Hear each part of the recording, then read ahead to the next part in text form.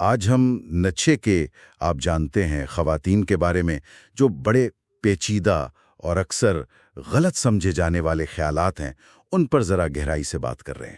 جی ہمارے پاس ایک لیکچر کا مواد ہے جس میں نیچے کی اپنی تحریریں ہیں، اس کی زندگی کے کچھ پہلو اور وہ شوپنہاور وغیرہ کا اثر۔ بالکل۔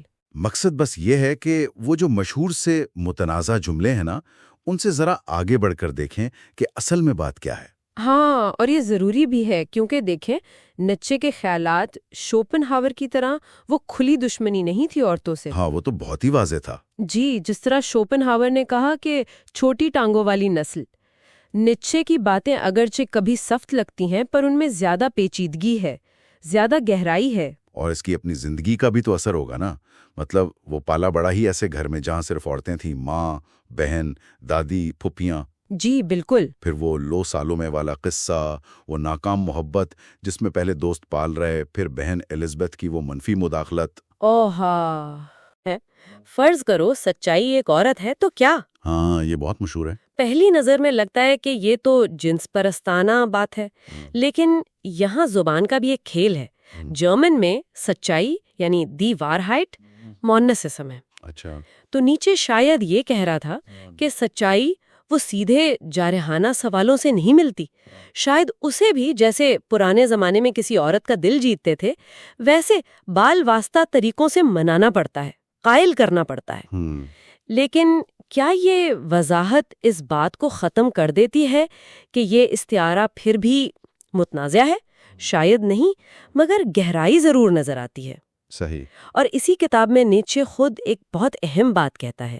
وہ کہتا ہے کہ عورت بحیثیت مجموعی مطلب 10 وائی بنزش، اس کے بارے میں جو میرے خیالات ہیں وہ میری سچائیاں ہیں، مطلب یہ موضوعی ہیں، آبجیکٹیو نہیں۔ جی ہاں، اور ماؤڈ میری کلارک نے اسی نقطے کو کانٹ کی وہ شے فی نفسہ والی بات سے جوڑا ہے۔ اچھا، کیسے؟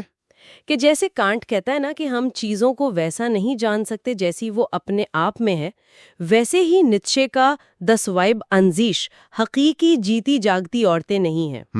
یہ ایک مردانہ تجریدی تصور ہے، بالکل اسی ازلی نسوانیت کے آئیڈیل کی طرح جس پر نیچے خود تنقید کرتا تھا۔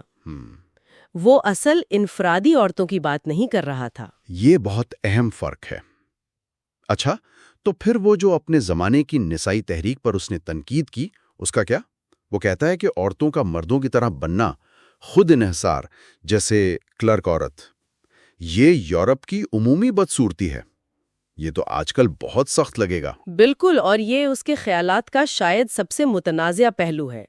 نیچے کو فکر تھی کہ اس آزادی کی دوڑ میں عورتیں اپنی وہ خاص فنکاری، شائستگی اور دانائی کھو رہی ہیں۔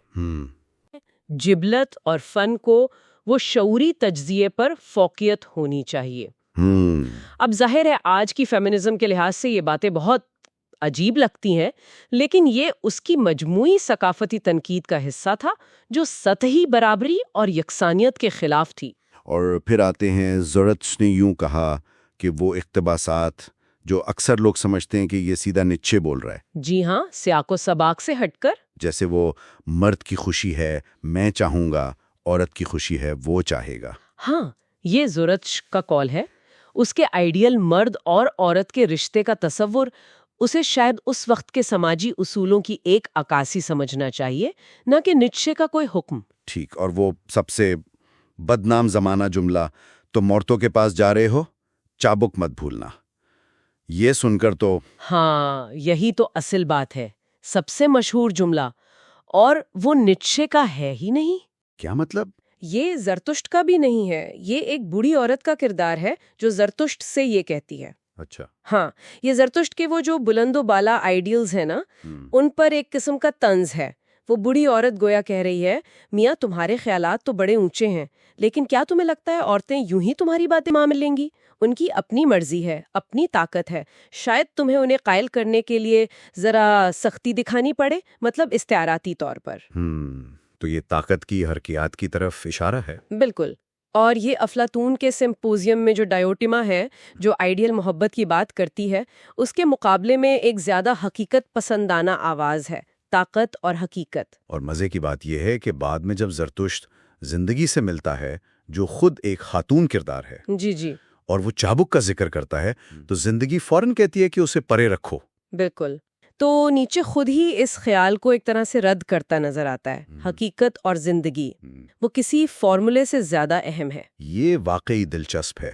اچھا، ان سب کنٹروورشل باتوں کے باوجود کیا یہ حیرانی کی بات نہیں کہ نیچے کے ہاں کچھ ایسی چیزیں بھی ملتی ہیں جو بعد کی نسائی فکر سے تھوڑی ملتی جلتی لگتی ہیں؟ اچھا، جیسے کیا؟ مثلاً اس کا وہ نقطہ نظر کا فلسفہ، پرسپیکٹیوزم، یہ خیال کہ مردوں اور عورتوں کے تجربات اور سچائیاں الگ ہو سکتی ہیں۔ ٹھیک۔ وہ جو یکساں جنس یونی سیکس آئیڈیلز ہیں ان پر سوال اٹھاتا ہے، جو بعد میں کچھ فیمنسٹس نے بھی کیا۔ وہ جنس اور صنف، سیکس اور جینڈر کے فرق کو بھی سمجھتا لگتا ہے، سماجی کنڈیشننگ کو مانتا ہے، اور سب سے اہم وہ اس بات پر زور دیتا ہے کہ عورتیں صرف مردوں کے کھیل کے مہرے نہیں ہیں، ان کی اپنی مرضی ہے، اپنا ارادہ ہے۔ وہ ان مردانہ تصورات کو چیلنج کرتا ہے جو عورت کو صرف ایک ایبسٹریکٹ چیز بنا دیتے ہیں۔ تو خلاصہ یہ ہوا کہ نیچے کے خیالات وہ سیدھے سادے نہیں ہیں، بس عورت دشمن کہہ دینا کافی نہیں۔ بالکل نہیں۔ وہ اس کے فلسفے، اس کی ثقافتی تنقید، شاید اس کی ذاتی زندگی، ان سب کا ایک پیچیدہ سا مجموعہ ہے۔ ان کو سمجھنے کے لیے محتاط مطالعہ چاہیے۔ جی، سیاق و سباق بہت اہم ہے۔ اور آخر میں ایک سوچنے کی بات، نیچے نے انفرادی نقطہ نظر پر اتنا زور دیا اور وہ عورت بحیثیت مجموعی جیسے آئیڈیلز کو رد کیا، تو اگر آج ہم حقیقی عورتوں کے جو لا تعداد مختلف تجربات ہیں ان کی آوازوں کو براہ راست سنیں تو یہ چیز نیچے کے فلسفے کی ہماری سمجھ کو کیسے بدل سکتی ہے یا مزید بہتر بنا سکتی ہے؟